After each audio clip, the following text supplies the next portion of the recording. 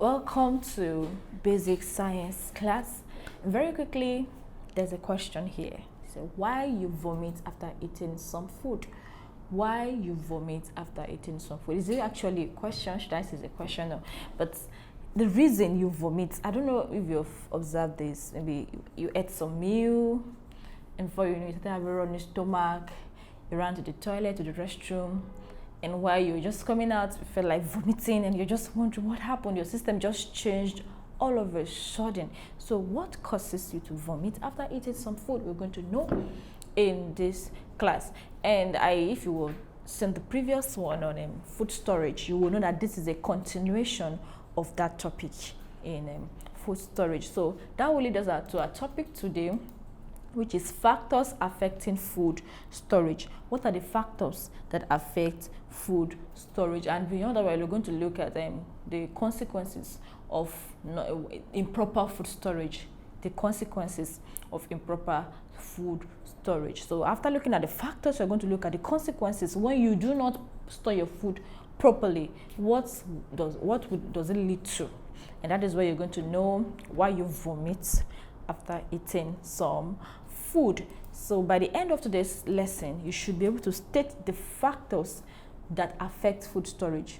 So in as much as you're very passionate about getting your food stored well and in order to preserve the nutrients in it and to keep it safe and preserve, to keep the nutrients in it and also to avoid wastage. So what are the factors that can impact food storage? Number two is you should be able to list different food storage methods. In the previous slide, in the previous video, we look at food storage facilities. Now we're going to look at food storage method and foods that you can store in such a method, in such a way to keep your food intact, to avoid wastage and loss of nutrients. And lastly, you're going to look at you should be able to state the consequences of not storing food properly. I said that earlier on. So you should be able to state the consequences of not storing food properly. Does it have an effect? Does it have an impact on you if you do not store your food properly? So now let's look at our topic in detail. Several factors can significantly impact food storage, influencing the shelf life. One thing that when we're talking about the shelf life is the period through at which the food can stay before it starts degrading, before it starts spoiling, or before it loses its nutrient. That's what we talked about when I say shelf life. So what is shelf life? Is it the shelf that we have in our house that we just keep food? That's not what I'm talking about. That means the period at which the food can stay before it becomes stale, or before it loses its nutrients, or before it starts degrading, that is spoiling. So also the several factors can also impact food safety and quality of food items. Understanding these factors will help you to know how to maintain your food in order to keep it fresh and also to prevent spoilage. So I want to look at factors affecting food storage. Factors affecting food storage. Number one is temperature. Temperature is one of the most critical factors influencing food storage. So proper refrigeration or freezing helps slow down. I said that in our previous video that when you properly refrigerate or freeze your food, it slows down bacterial growth and enzymatic activity, so extending the shelf life of perishable foods. On the other hand, storing food at room temperature can accelerate spoilage, especially for perishable items. The next is humidity. High humidity can promote mold and bacterial growth.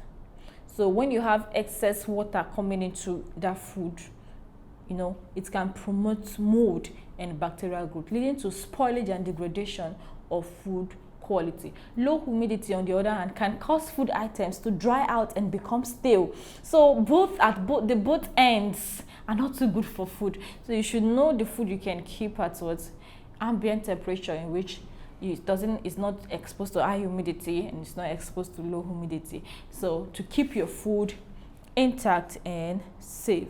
The next is light. Lighting. I remember in the previous video when we talked about food storage, our induction question over there was something like, how can light affect, or how can light cause our food to spoil faster? So now here is the right. I told you I was going to explain extensively in the next video, and this is it here. Exposure to light, especially UV, that is ultraviolet light. Okay, example of ultraviolet light is the sun. You know, sometimes they'll tell you do not expose yourself to the sun because of the ultraviolet ray that is coming out directly from the sun, and it can impact your skin. So same thing, not only impacting the skin, it can also affect your food. Exposure to light, when you expose your food to ultraviolet light, it can lead to nutrient degradation and affect the quality of certain foods such as dairy products and beverages. Storing food in opaque containers. When we talk about opaque containers, that means light cannot pass through those containers. For example, this is an opaque container material. Light cannot pass through this mouse. Put your torchlight and pass your light. It cannot. So it's an opaque material. Same thing with this. Light cannot pass through. So there are some containers like that too, that light cannot pass through. You can store your food there to prevent light from passing through, and that way you preserve your food. Or in a dark places, it helps prevent light-induced spoilage. The next is oxygen. You'll be amazed that so oxygen spoils food. Yeah, it's a factor that assists in food spoilage. Let me use that word. So oxygen can cause oxidation and spoilage in certain foods, leading to off flavors. You know what off flavors are? The food losing its flavor, and so the aroma is no longer what you desire again. Maybe your jollof rice, your sweet jollof rice, or your party rice, your fried rice, and you brought it from a party and it was in excess, or it was already late in the night and you just said to her, beg, I'm tired. You just kept it somewhere and you slept and you didn't keep it properly. The next morning, if you wake up, you discover that there are it's bringing out some off flavors and you are no longer enjoying the food, and it can deteriorate. So because it has been exposed to oxygen, it can deteriorate deteriorated the food.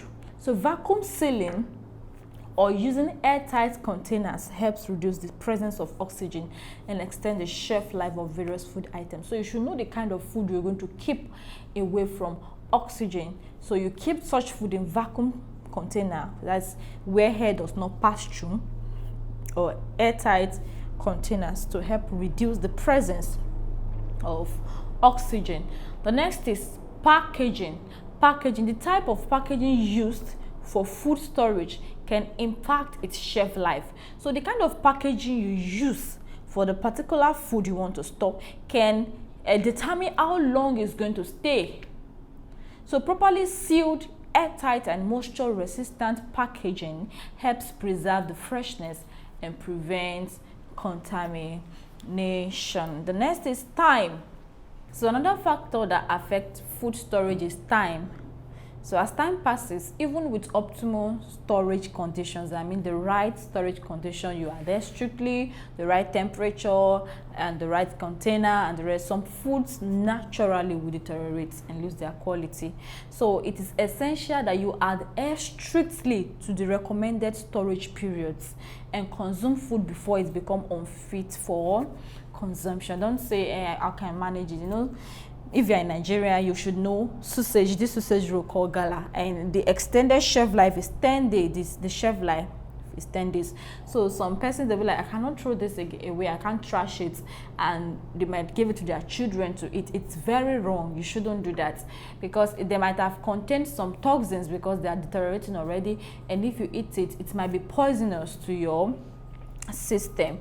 The next we have here is microorganisms. Now I know in the previous video we talked about microorganisms. Now you know that bacteria, yeast and mold can lead to food spoilage, and they can pose a risk of foodborne illnesses. And you know, in that previous video we talked about World Health Organization said that there are about 600 million foodborne illnesses and about I think 400 plus deaths per year annually. So you should know that this is serious. You should take food storage as something that is essential for you to do to stay healthy. So proper storage, especially refrigeration and freezing, can inhibit their growth and prevent contamination. Then the next is cross-contamination. I know we talked about this in the previous video, but we're going to be looking at it here also. Storing raw and cooked foods together, it will lead to cross contamination. Using the same utensils without proper cleaning can lead to cross contamination, increasing the risk of foodborne illnesses. Then the next is pests and insects. Infestation by pests and insects can damage and contaminate food items. Proper storage and regular cleaning help prevent infestation. So you properly store those perishable goods or semi-perishable goods that can easily be, even non-perishable goods that can easily be infested with pests or by insects. Store them properly, and from time to time do a regular cleaning or regular check upon them to track it, to know if they have been infested or not. And if there's any that have been infested, you remove it out of the remaining food so that it won't contaminate the remaining product. The next is product quality. So the initial quality of the food you got from the grocery stores or from the market it plays a role in determining how long that food will stay, in determining its shelf life. So it is advisable that you get fresher food of higher quality, because they tend to stay longer than items that are already partially spoiled or damaged. So now we're looking at the next, which is food storage methods.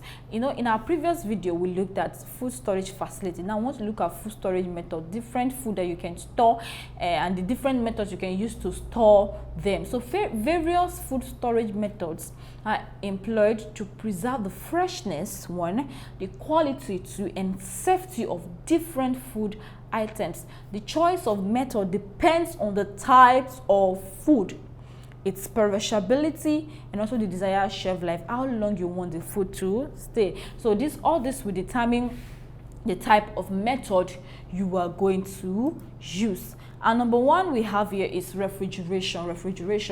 And refrigeration is used to store perishable foods at temperature between 0 degrees centigrade to 4 degrees centigrade. That is between 32 degrees Fahrenheit, 32 degrees Fahrenheit to 40 degrees Fahrenheit. So this slows down bacterial growth and keep food fresh for a limited time. So what type of perishable food can you store in the fridge? We have your vegetables, you have fruits, dairy product, that is product that you got from animals, like your milk. So, and also cooked meats should be refrigerated to maintain their quality and safety. The next is freezing. Freezing is a popular method to extend the shelf life of food. It involves lowering the temperature below 0 degrees centigrade, that is below 32 degrees Fahrenheit. So you are looking at -4 degrees centigrade, looking at -10, and just like that to suit the particular food you want to store, which halts the growth of microorganisms and slows down enzymatic activity. So many foods can be frozen, including your fruits. You can have your frozen fruits, your vegetables, meats, fish, and prepared meals. So maybe you prepared your meal, maybe you are someone that is very busy or your parent is very busy, you see them prepare meals and they keep them in the freezer till when they are ready to consume such food. So in the freezer, keeping it in the freezer helps to keep the food frozen and also to stop enzymatic activity and halt the growth of microorganisms. So extending the shelf life of such food. The next is canning. Canning involves eating food in sealed containers to destroy bacteria and other microorganisms. So canning involves eating food in sealed containers to destroy bacteria and other microorganisms. This method creates an airtight seal that prevents spoilage. So what kind of goods can be or food can be canned? We have fruits. Your fruits can be canned, vegetables can be canned, soups can be canned, meats can be canned. For example, when we're talking about meat, your corned beef is an example of canned meat. So having a long shelf, even your tin tomato. So it is, when you can them, it's up to give them a long shelf life, and they can be stored at room temperature. So you don't even need to refrigerate them in as much as you didn't open them. But once you open them, you have to refrigerate them to extend their shelf life. So the next storage method we have is drying and or dehydrating. So this is all about removing moisture, that's removing water from food, so drying or dehydrating. So you already know by now that if a food contains much water, it is prone to spoiling very quickly. So what you do is to extract the water content in order to extend its shelf life. So it preserves the food's nutrients and makes it lightweight and easy to store. So we have example of food that you can dry. We have dried fruits, vegetables, herbs, and these are common food examples that you can dry. For example, your dates palm, if you know dates. So most times you see them that they have already been dried, dehydrated, and so you can keep them for a longer period of time without it spoiling. Also you have tiger nuts. So there's a fresh one and the dried one. So when you remove the water, you extract the moisture content of it. You have the dry tiger nuts, which you can store and use them subsequently. The next is vacuum sealing. Vacuum sealing removes air from packaging, creating an airtight seal that helps preserve food freshness and prevents spoilage. So it's often used for storing meats after you've fried your meat, or you've smoked your meat, or dehydrated your meat. You can keep them in a vacuum container such as your nylon, and you seal them with your vacuum sealer. You can have your vegetables sealed in your vacuum. You can also have other perishable items which you have dehydrated, seal in them to preserve them and extend their shelf life. The next is root cellars and cold storage. Actually, these are traditional method of storing fruit, vegetables, and the rest. So, but you can also still use them. So this method can extend the shelf life of produce for several months, because you are keeping them at an ambient temperature and in a natural way, because it's a traditional method of storing fruits, vegetable, and certain root crops at cool temperatures and high humidity. The next is fermentation.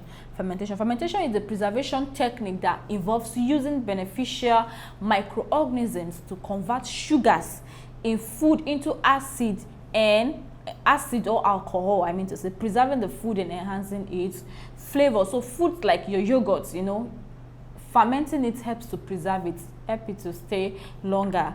This is an example of fermented product. Although after fermenting, you cannot keep them in fridge to extend their shelf life, or freeze them to extend their shelf life. The next is curing and salting. Curing and salting are methods used for preserving meats and fish. So you can see for meat and fish specifically. So salt draws out moisture, that is, helps to extract the water content of that meat or fish, inhibiting the growth of bacteria and preventing spoilage. Once the water content of the meat is reduced or the fish is reduced, then the shelf life can be extended. The next is shelf-stable packaging. Shelf-stable packaging. Some foods are processed and packaged in a way that allows them to be stored at room temperature for an extended period without refrigeration. For example, your canned food, like when you have your tinned tomatoes and other canned food. So you don't need to keep them in your fridge or freezer. Once you don't open them, they can be preserved for a long period of time, for a long period of time. Your dried foods and packaged snacks like your chin and your chips, packaged in a container, airtight container, so you can keep them. It extend their shelf life. So what are the consequences of improper food storage? I want to look at the consequences of improper food storage. I know we touched it a bit in the previous video, but here we're going to talk about it extensively. The consequences of improper food storage. So improper food storage can have various negative consequences, ranging from foodborne illnesses. And in the previous video we talked about the World Health Organization saying that about 600 million diseases foodborne illnesses are available when you are very you can contaminate such foodborne illnesses if you don't keep your food properly. So ranging from foodborne illnesses to financial losses and environmental Impacts. So consequences of not storing food properly. Number one is foodborne illnesses. One of the most severe consequences of improper food storage is the risk of foodborne illnesses caused by harmful bacteria, viruses, parasites, or toxins. Toxins can be poisonous, so it's not just beyond you eating and maybe you fell ill.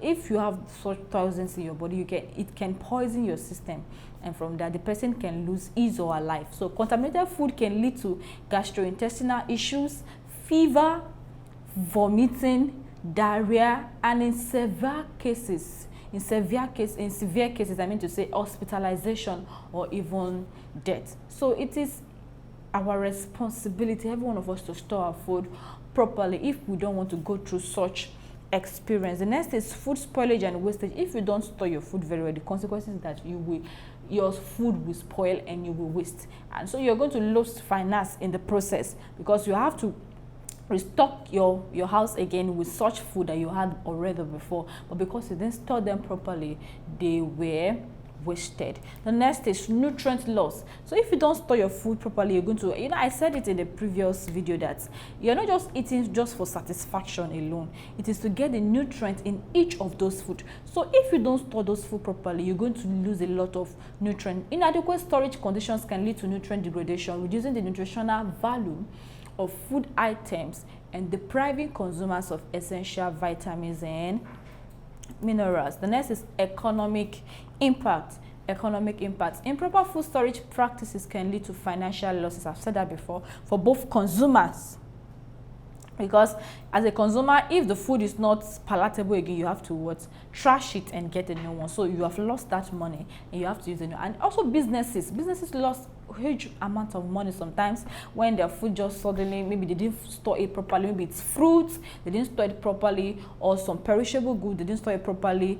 And for example, fish, maybe there was an outage of light and there was no electricity, I mean to say, for that period of time the person could not have access to electricity or generator, as the case may be, or solar system.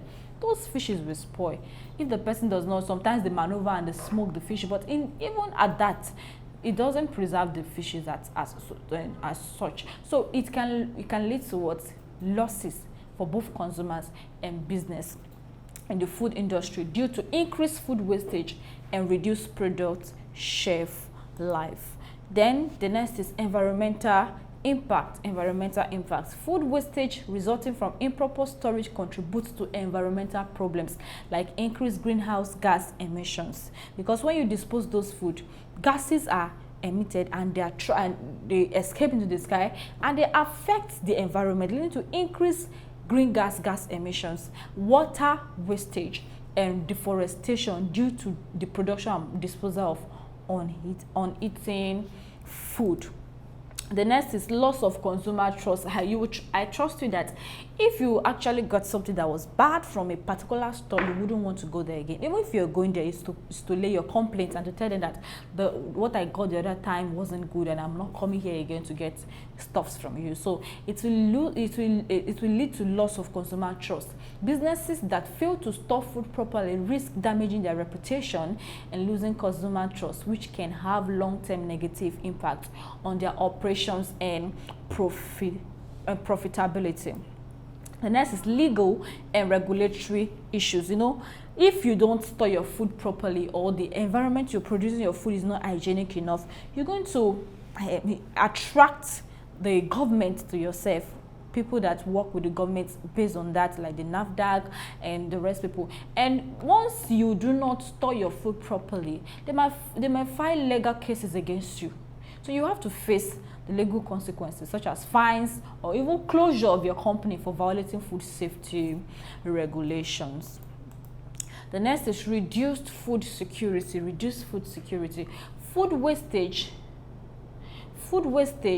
due to improper storage contributes to food scarcity, making it harder for vulnerable populations to access nutritious food, potentially worsening food insecurity, because those food that maybe that was wasted could have been sold to some other communities that have scarcity of food. So it's also affect them. It affects other people that are dependent on such environment for food. The next is resource depletion. The resources used to produce, transport, and store the wasted food are also wasted. Can you see? So the time spent, the finance, the transportation, and all the other resources, the human resource that were involved, the energy that was put into it, has been wasted. So it has led to what? Resource depletion, including water, energy, and agricultural inputs, contributing to resource depletion. So we have looked at the factors that affect food storage and also the consequences of not storing your food properly, and various types of food storage method. We have looked at them. So let's quickly go through our question. Don't forget that we are still under the topic food storage and preservation. Food storage and preservation. So we have this. Which of these is not a method of food preservation? Which of these is not a method of food preservation? And we have A, canning, B, smoking, C, grinding, D, drying, E, refrigerator. So let's look at it one after the other. A, canning. Yes, canning is a method of food preservation. Smoking, yes, smoking is a method because that is dehydration. You know, we talked about drying / dehydration. So smoking is removing the moisture content of the food to extend the shelf life. So it's a method of food preservation. Grinding, so grinding does not have anything to do with food preservation. We have drying and refrigerator. So the odd answer there is grinding. So grinding does not preserve your food, but your canning can preserve your food. Smoking can, drying can, and also refrigerating. That refrigerator can preserve your food. See you in the next class.